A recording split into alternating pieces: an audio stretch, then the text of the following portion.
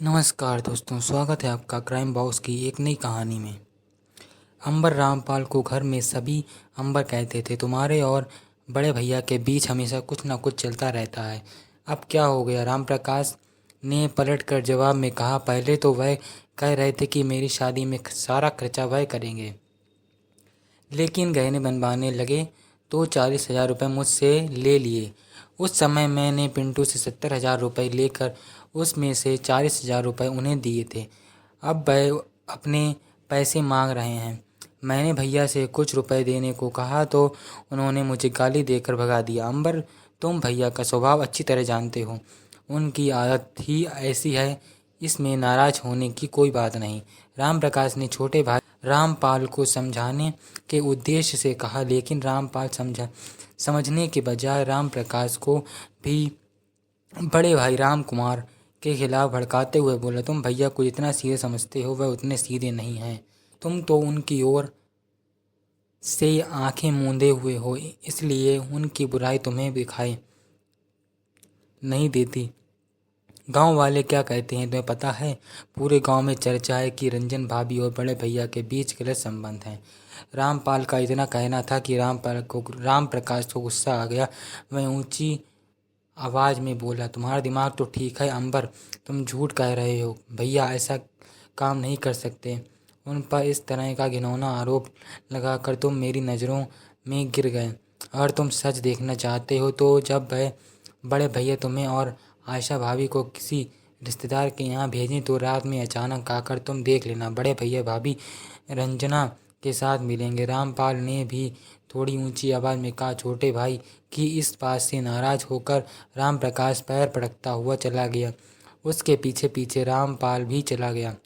रामपाल उत्तर प्रदेश की राजधानी लखनऊ के थाना माल के गांव थावर में अपने बड़े भाइयों राम कुमार और राम प्रकाश के साथ रहता था। राम कुमार मूल रूप से लखनऊ के ही थाना महिलाबाद के गांव चौसझा का रहने वाला था। 20 साल पहले वह अपना गांव छोड़कर थावर आ गया था और यही रहने लगा था।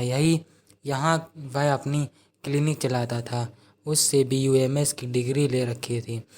उसकी क्लिनिक ठीक ठाक चलने लगी थी तो उसने अपने दोनों भाइयों राम प्रकाश और रामपाल को भी यहीं बुला लिया था। इस तरह तीनों भाइयों एक साथ रहने लगे थे। राम कुमार ही पूरे परिवार की देखभाल करता था।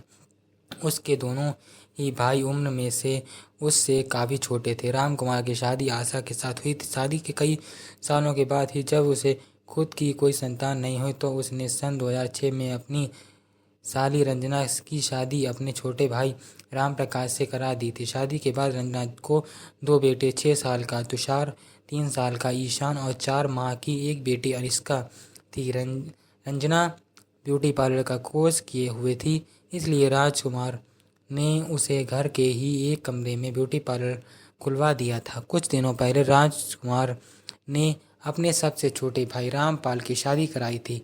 उसकी शादी में उन्होंने करीब 1 लाख रुपए के गहने बनवाए थे। शादी के समय राजकुमार ने रामपाल से कहा था कि शादी के खर्च में वह भी कुछ मदद करे।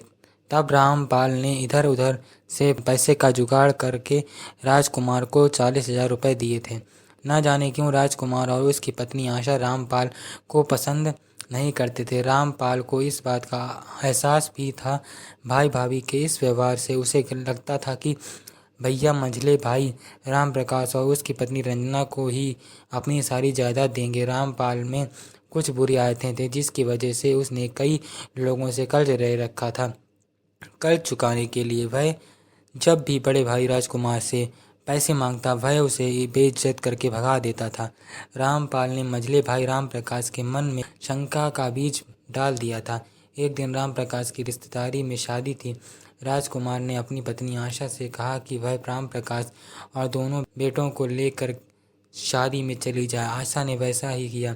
राम प्रकाश ने अपनी पत्नी रंजना से भी शादी में चलने को कहा तो उसने सुबह ब्यूटी पार्लर खोलने का बहाना करके शादी में जाने से मना कर दिया। इस बात का राम प्रकाश की शंका यकीन में बदल गई। उसे रामपाल की बात सच लगी। वह भाभी आशा और दोनों बेटों को लेकर शादी में चला गया, लेकिन सभी को वहां छोड़कर रात में चुपके से घर आ गया। घर पहुंचकर उसने पत्नी रंजना और बड़े भाई राजकुमार को आपत्तिजनक अवस्था में देख लिया। इसके बाद उसने पत्नी रंजना और बड़े भाई से नफरत हो गई। इसके बाद वह बड़े भाई से बदला लेने के लिए छोटे भाई रामपाल से मिल गया। अपने अपमान का बदला लेने के लिए दोनों भाइयों ने बड़े भाई की हत्या की योजना बना डाली। 5 नवंबर की रात करीब 2:30 बजे रामपाल मोटरसाइकिल से ठावर पहुंचा।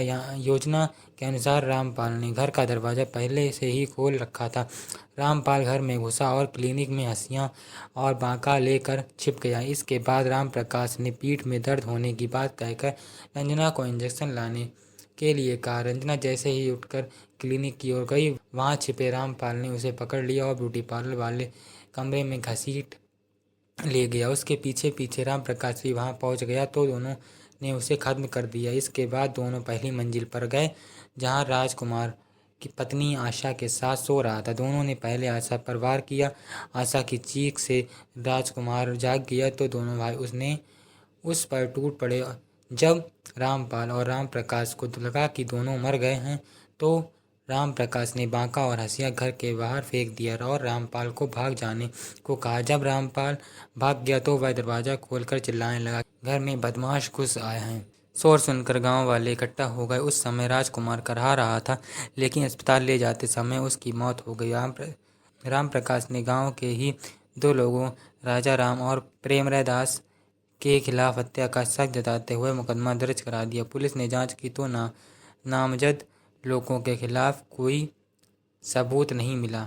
मोहनलालगंज के सांसद कौशल किशोर ने इस हत्याकांड का पर्दाफाश करते हुए पुलिस पर दबाव डाला तो गांव वालों ने भी सड़क जाम करके पुलिस के खिलाफ नारेबाजी की।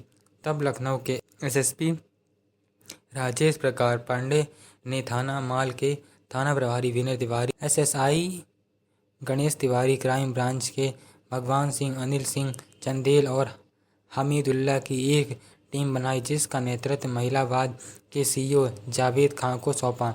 आखिर 4 दिनों के बाद 9 नवंबर को इस टीम ने राजकुमार, आशा और रंजना की हत्या के आरोप में राजकुमार के दोनों सगे भाई राम प्रकाश और रामपाल को गिरफ्तार कर लिया। पूछताछ में रामपाल और राम प्रकाश ने अपना अपराध स्वीकार कर लिया। दरअसल जब पुलिस घटनास्थल पर पहुंची तो वहां लूट का कोई सबूत नहीं मिला। आस पड़ोस वालों ने बदमाशों के आने जाने की भी आवाज़ नहीं सुनी थी। रामपाल जब वहां पहुंचा था तो उसे देखकर लग रहा था कि वह अभी अभी नहा कर आया है। उसके बाल भी गीले थे। नहाने वाली जगह पर भीगी तौलिया मौजूद थी, उस पर खून के कुछ दाग भी मिले थे। राम प्रकाश ने बताया था कि बदमाशों ने बाहर से दरवाज़ा बंद कर लिया था, लेकिन जब पुलिस ने गांव वालों से पूछा कि घर का दरवाज़ा किसने खोला था तो कोई सामने नहीं आया। इससे पुलिस को लगा कि हत्या में घर वालों का ही हाथ है। बाद में पूछताछ में ये बातें सामने आ गई। पूछताछ में राम प्रकाश ने कहा, मैं भाभी आशा को बहुत मानता था, वह हमें भी बेटे की तरह मानती थी। रंजना उनकी सगी छोटी बहन थी। उन्हें रंजना की हत्या में मेरे शामिल होने का पता चला तो वह हमारे खिलाफ हो जाती। रंजना ने जो किया मुझे उस बात से उससे चिढ़ हो गई थी। इस हालात में ना चाहते हुए भी मुझे भाभी की हत्या करनी पड़ी। पूछताछ के बाद पुलिस ने रामपाल और राम प्रकाश को अदालत में पेश करके जेल भेज दिया था। कथा लिखे जाने तक दोनों भाई